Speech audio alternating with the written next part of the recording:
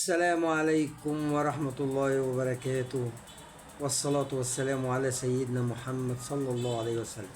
النهاردة يا جماعة هنتكلم من الناس اللي هي ضعيفة والناس المبتدئة في القراية. إن شاء الله بإذن الله لو خدت معايا الملحوظة دي أو الفكرة دي وطبقتها بإذن الله إن شاء الله هتقرأ معانا إنجليزي، مش هتاخد وقت.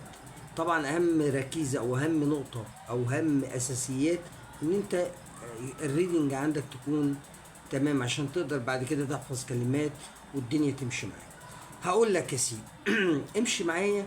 اولا ربط قرايه الانجليزي بالعربي، هم نفس الحروف هنا الاي زي الالف المد، البي زي الب، الاف زي الف، الام زي الميم.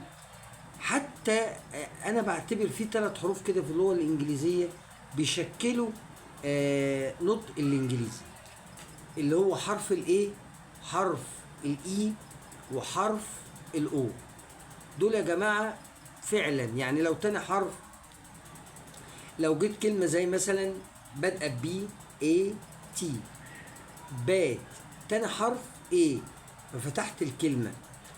طيب لو تاني حرف اي بكسر، لو هي بي اي تي تبقى بت، اف اي تي فت، اف اي دي فد، ام اي تي مت. تمام. الاو بضم، زي مثلا كلمة فقير، بي او او بي دبل او ار. تمام. اقول ايه؟ بور، بور، يبقى هنا ضميت. صح ولا مش صح؟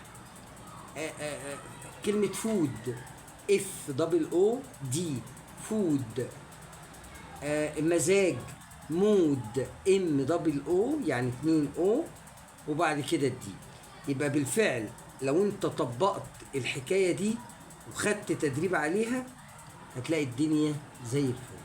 تابعنا في الحلقات اللي جاية ان شاء الله، اشترك في القناة، وبإذن الله تعالى ان شاء الله هتقرا انجليزي، والانجليزي هيبقى معاك سهل جدا جدا جدا في خلال فترة قصيرة جدا. مش عايز اقول لك حصتين 3 ان شاء الله هتقرا انجليزي، هتعرف ان الانجليزي مش صعب، وهتعشق حاجة اسمها انجليزي، لان لغة العصر لغة نحتاجها ومحتاجينها.